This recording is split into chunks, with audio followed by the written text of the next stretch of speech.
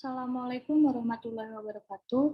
Saya perwakilan dari kelompok ini akan mempresentasikan sebuah materi yang berjudul Imunoterapi Penanganan Infeksi Virus. Dengan jumlah anggota ada saya sendiri, Sifaulia Rahma, dan rekan saya Putri Rindi.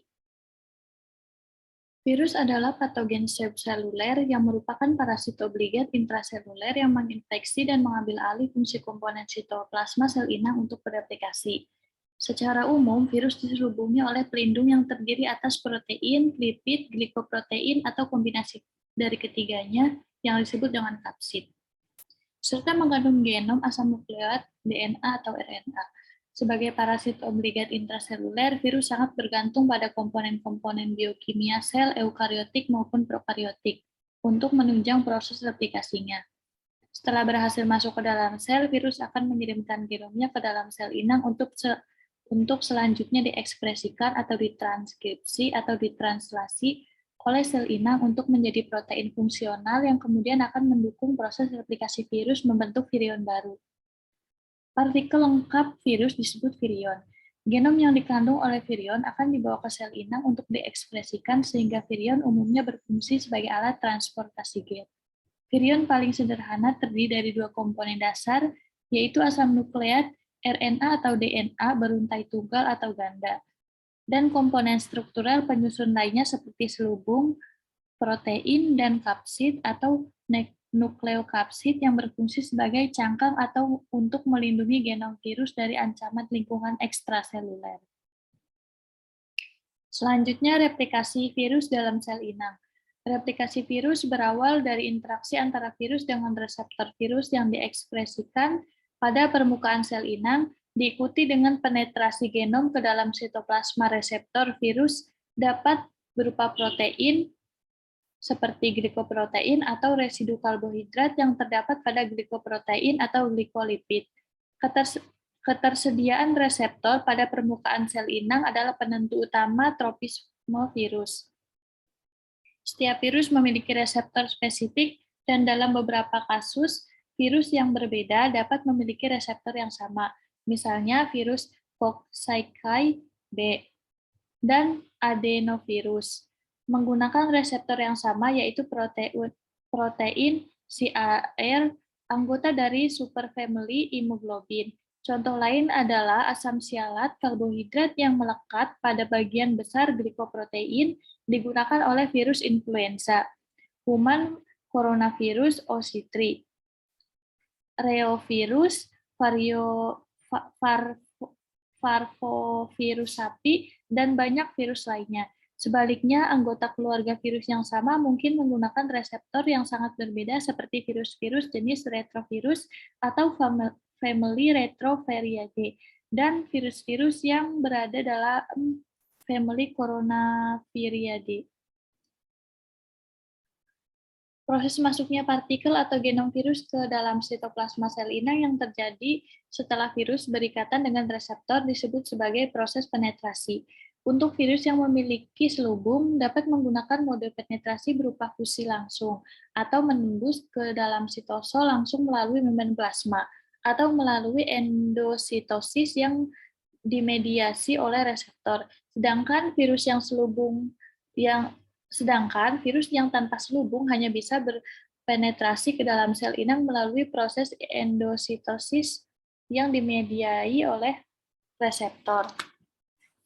Beberapa virus seperti Epstein-Barr melakukan fusi langsung, di mana selubung virus dan membran sel berfusi dan nukleokapsid virus langsung dikirim ke sitoplasma, meninggalkan selubung virus di belakang membran plasma. Namun, sebagian besar virus melakukan proses penetrasi ke sel inang melalui endositosis yang dimediai oleh reseptor. Setelah peningkatan virus oleh reseptor, kompleks reseptor memicu pembentukan vesikel yang dimediasi oleh protein katrium. Kompleks ini memicu endositosis sehingga disebut katrin-mediated endositosis, yang pada akhirnya membentuk endosom berisi partikel virus. Endosom ini selanjutnya akan dipecah untuk menembus sitoplasma. Untuk virus yang memiliki selubung, kerusakan endosom dipicu oleh fusi membran antara selubung virus dan membran endosom. Untuk virus yang tidak berselubung, lisis endosom diinduksi oleh salah satu protein kapsid. Strategi replikasi genom virus berbeda satu sama lain, tergantung dari jenis komponen asam nukleat yang dimiliki. Terdapat tiga grup besar virus yang dapat dikenali, yaitu kelas pertama, kelas kedua, dan virus yang mengandung DNA atau RNA sebagai genom dengan masing-masing yang dapat berupa untai tunggal maupun untai ganda. Serta kelas ketiga adalah virus yang memiliki gen pengkode enzim reverse transcriptase. Virus grup pertama mengandung DNA sebagai genom, baik untai tunggal maupun untai ganda. Genom DNA direplikasi melalui penyalinan langsung DNA menjadi DNA, melalui bantuan enzim DNA polimerase. Virus DNA yang lebih kecil menggunakan DNA polimerase sel inang, sedangkan virus DNA yang lebih besar umumnya memiliki DNA polimerase mereka sendiri. Tetapi virus-virus tersebut juga mereplikasi genomnya di dalam nukleus sebab tidak menyandikan DNA-dependent RNA polymerase atau DDRP. Berbeda halnya dengan Fox virus yang mampu memproduksi DNA dan RNA polimerase, sehingga produksi replikasi dan penyalinan genom Fox virus terjadi di sitoplasma. Virus grup kedua mengandung RNA sebagai genomnya, baik untai tunggal maupun untai ganda. Genom RNA direplikasi melalui penyalinan langsung RNA menjadi RNA, menggunakan RNA-dependent RNA polimerase atau RDRP. Virus RNA dibagi menjadi beberapa subkelompok, yaitu virus dengan genom RNA tunggal. Virus RNA dibagi menjadi beberapa subkelompok, yaitu virus dengan genom RNA untai tunggal positif atau single strand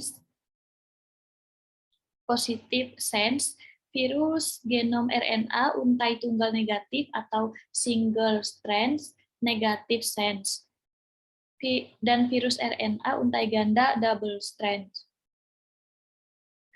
Virus grup ketiga menggunakan enzim reverse transcriptase atau RT dalam replikasi genomnya serta memiliki tahapan perubahan RNA menjadi DNA dalam siklus hidupnya. Terdapat dua famili virus menginfeksi vertebra yang menggunakan enzim RT dalam replikasi genom mereka, yaitu Retroviridae, misalnya HIV, dan Hepadnaviridae, misalnya virus hepatitis B. Pada retrovirus, enzim RT sangat disandi.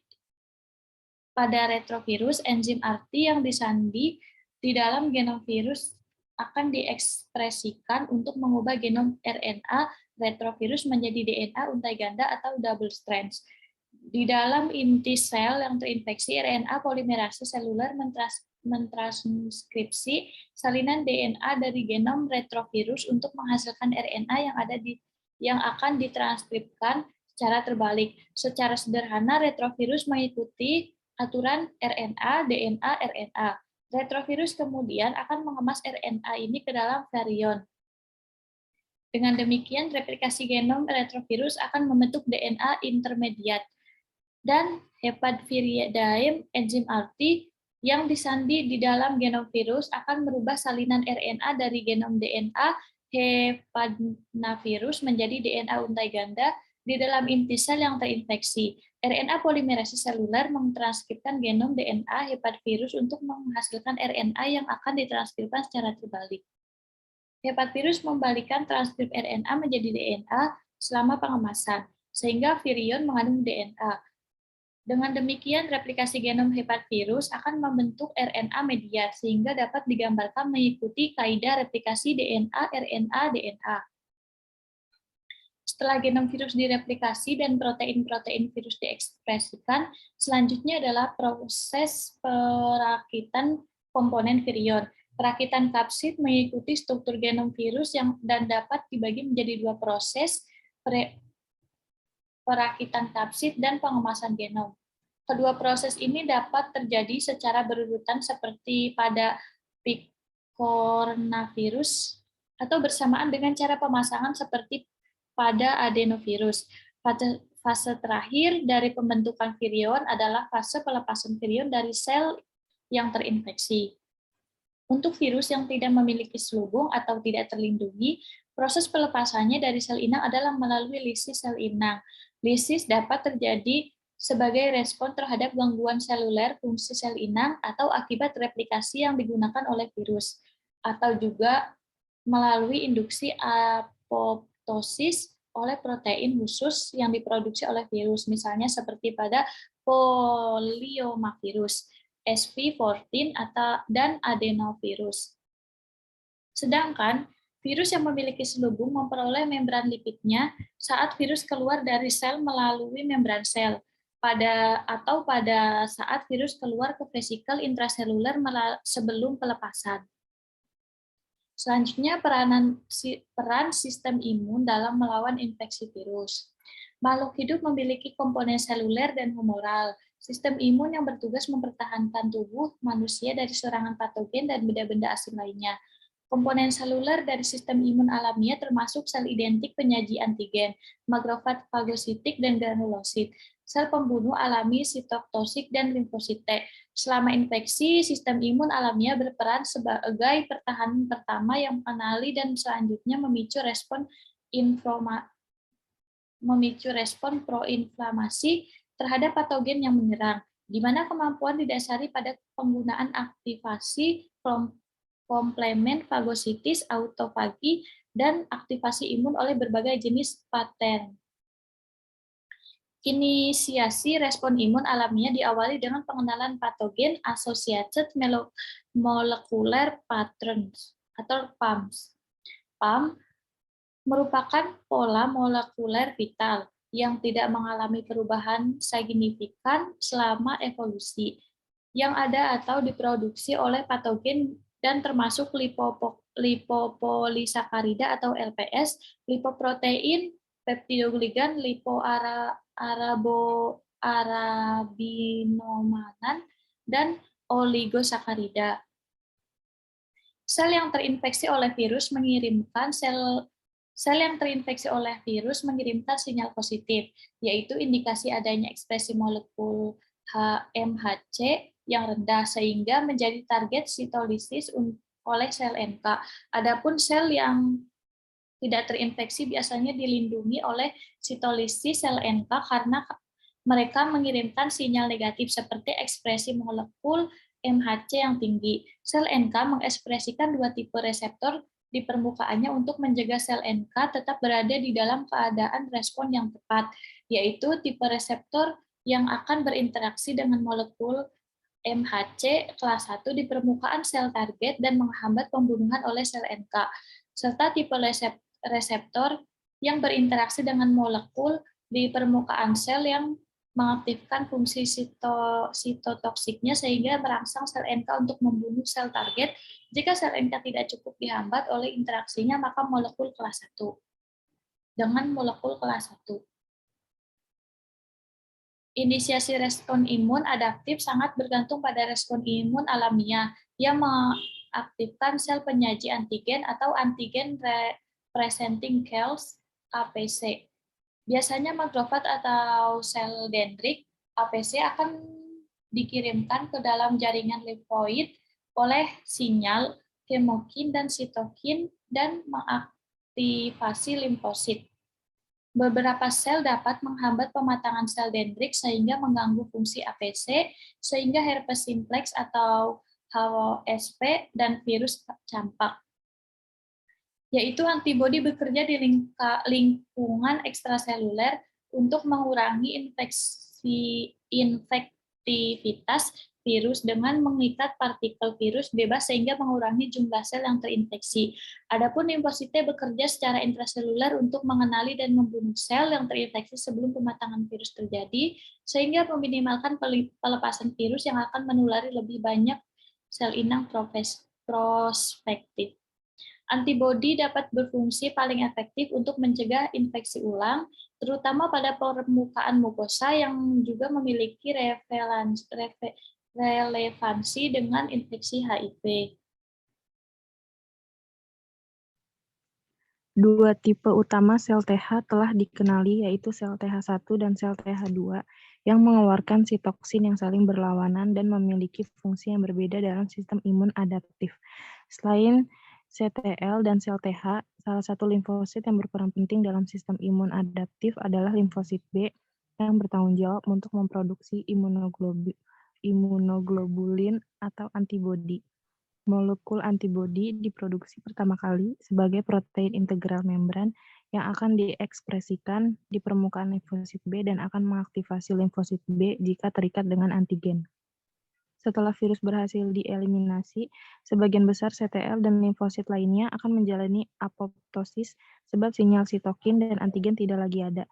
Hal ini menjadi penting sebab proses apoptosis limfosit dan sel sistem adaptif lainnya akan menurunkan respon autoimun yang mungkin terjadi. Setelah fase ini, sel-sel yang tersisa berdiferensiasi menjadi sel-sel memori yang tetap menjadi populasi yang kurang lebih stabil dalam inang selama bertahun-tahun dan mewakili kumpulan prekursor limfosit efektor yang dapat diaktifkan setelah pertemuan sekunder dengan antigen dan memberikan perlindungan saat terjadi infeksi ulang oleh virus yang sama. Imunoterapi dalam penanganan penyakit terkait infeksi virus. Secara umum, tujuan dari intervensi farmakologis pada penyakit terkait infeksi virus adalah untuk mengeliminasi patogen penyebab infeksi dan memodulasi respon imun dalam rangka menurunkan efek negatif pasca efek infeksi. Secara umum, pendekatan melalui imunoterapi menawarkan solusi terapeutik dengan cara meningkatkan reaksi pertahanan yang memadai dan bermanfaat saat infeksi sedang berlangsung dan mengatur regulasi aktivasi sistem imun, termasuk inflamasi, untuk menghindari kerusakan jaringan yang tidak perlu pasca infeksi. Pada akhirnya, keseimbangan atau homeostatis respon imun yang terganggu dapat dikembalikan. Saat ini, terapi antivirus meliputi penggunaan obat-obatan terhadap infeksi herpes virus dan virus varicella zoster, sitomegalovirus, retrovirus atau HIV, hepatitis B dan C, dan virus influenza. Acyclovir masih menjadi terapi standar untuk infeksi virus herpes simplex virus atau HSV, dan virus varicella. Efikasi valaciclovir, produk acyclovir, dan famciclovir, produk penciclovir dalam pengobatan herpes genitalis dan herpes zoster akut telah didokumentasikan dengan baik dalam uji klinis. Brifudin dan sorifudin yang merupakan senyawa paling aktif melawan virus varicella zoster dalam kultur sel juga telah berhasil dalam pengobatan herpes zoster. Saat ini ada beberapa obat antivirus yang dilisensikan untuk pengobatan infeksi sitomegalovirus atau CMV, yaitu ganciclovir atau GCV, valganciclovir atau VGCV, foscarnet atau FOS, dan cidofovir atau CDV. Peran agen-agen ini telah berkembang dari pengobatan penyakit menjadi pencegahan infeksi dan penyakit CMV, terutama pada penerima transplantasi organ padat atau SOT dan transplantasi sel induk hematopoietik atau HSCT. Untuk menangani infeksi retrovirus, 6 kelas senyawa antiretroviral saat ini telah tersedia untuk digunakan, yaitu kelas obat non-nukleosid, analog reserve, transkriptase inhibitors seperti delavirdin, efavirenz, nevirapin, dan etravirin. Lebih lanjut, 7 obat telah disetujui untuk pengobatan infeksi virus hepatitis B atau hepatitis B virus HBV kronis di Amerika Serikat. 5 analog nukleosida oral yaitu lamivudin, adefovir, dipivosil, tenofovir, entecavir, dan telbifudin, serta 2 obat interferon injeksi yaitu interferon alfa 2B dan pegilat interferon alfa 2A. Adapun untuk infeksi virus hepatitis C atau hepatitis C virus HCV, standar pengobatan saat ini adalah interferon alfa terpegilasi yang diberikan sekali seminggu yang dikombinasikan dengan ribavirin oral setiap hari.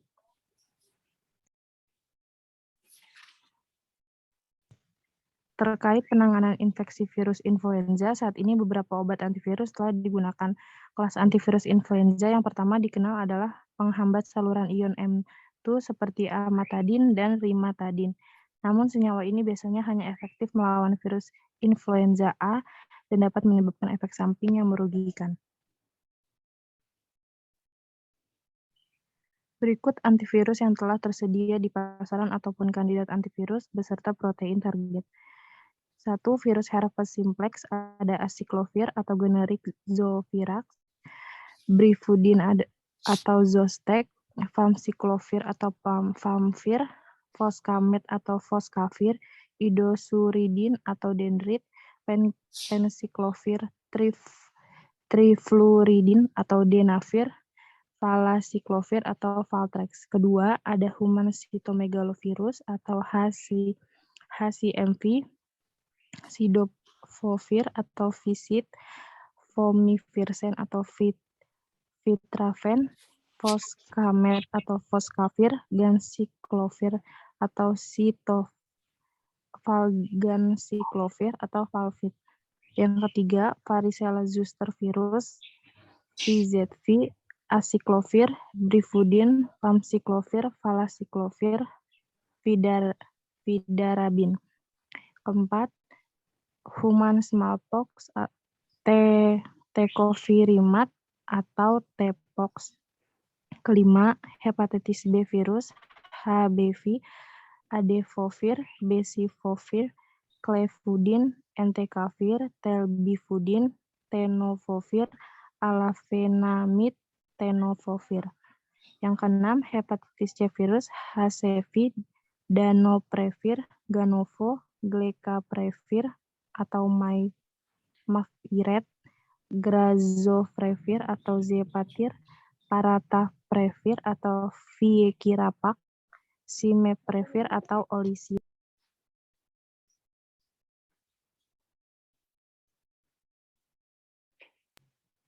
Riset-riset pengembangan imunoterapi.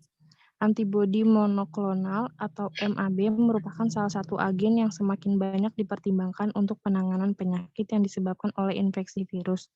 Pada dasarnya, MAB sejauh ini telah digunakan secara luas untuk menekan transmisi atau perbanyakan virus secara langsung berdasarkan aktivitas penetralan atau pembunuhan sel virus yang dimilikinya.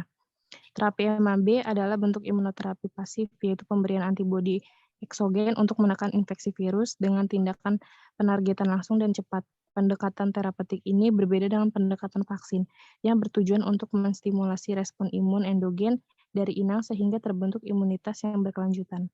Namun, dalam beberapa tahun terakhir, beberapa penelitian telah mengungkapkan bahwa terapi MAB dapat digunakan untuk merekrut sistem kekebalan endogen dari organisme yang terinfeksi dan menginduksi efek seperti vaksin. Beberapa virus dengan genom DNA dapat bertahan dalam sel inang dalam bentuk episom seperti HSV dan HBV atau berintegrasi ke dalam kromosom inang seperti dalam kasus HPV. Beberapa pendekatan yang mungkin dilakukan dengan memanfaatkan sistem CRISPR-Cas, diantaranya adalah memodifikasi reseptor yang digunakan oleh virus untuk masuk ke dalam sel, sehingga pada akhirnya akan mencegah pengikatan reseptor virus dan mencegah replikasi dari virus, menghambat ekspresi beberapa gen yang menyandikan protein yang penting bagi replikasi virus dengan metode knockdown atau bahkan knockout, sehingga mencegah replikasi virus dan membuat virus lebih rentan terhadap respon imun inang, meningkatkan ekspresi penghambat transkripsi inang sehingga menghalangi replikasi atau menyebabkan penurunan transkripsi RNA virus dan jumlah virion, dan mengeksisi gen virus yang mengintegrasikan DNA-nya ke dalam genom inang.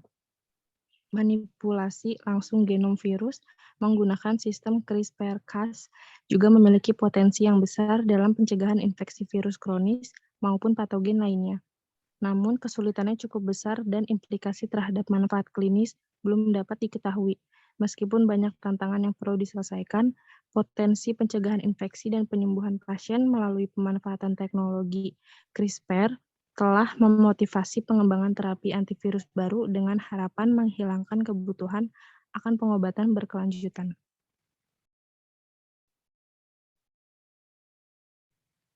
beberapa contoh vaksin dan antibodi monoklonal untuk pencegahan dan terapi penyakit terkait infeksi virus. 1. HCMV, antibodi monoklonal. Kedua, HIV, yaitu ada antibodi monoklonal ibalizumab. Ketiga, RSV, ada antibodi monoklonal palivizumab. Keempat, Ebola, ada antibodi monoklonal ZMapp. Kelima, rabies, antibodi monoklonal.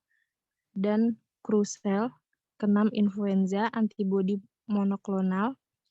Viestera dan INCH. Ketujuh, SARS-CoV-2, antibodi monoklonal. Yang kedelapan, SARS-CoV-2, antibodi monoklonal bamlanivimab.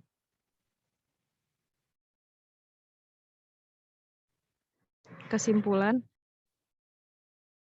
imunoterapi merupakan bidang yang berkembang melalui interaksi bidang imunologi, farmakologi, dan farmakoterapi yang memiliki perkembangan yang pesat, terutama dalam kondisi pandemi COVID-19 yang dihadapi saat ini. Meskipun terapi dan obat-obatan yang digunakan dalam bidang imunofarmakologi masih terbatas, serta banyak hal yang belum dapat ditemukan, namun teknologi baru dan kemajuan pesat dalam pengetahuan tentang regulasi sistem imun telah menjadikan imunoterapi sebagai bidang yang memiliki potensi besar dan menjanjikan dalam penanganan infeksi virus maupun patogen lain.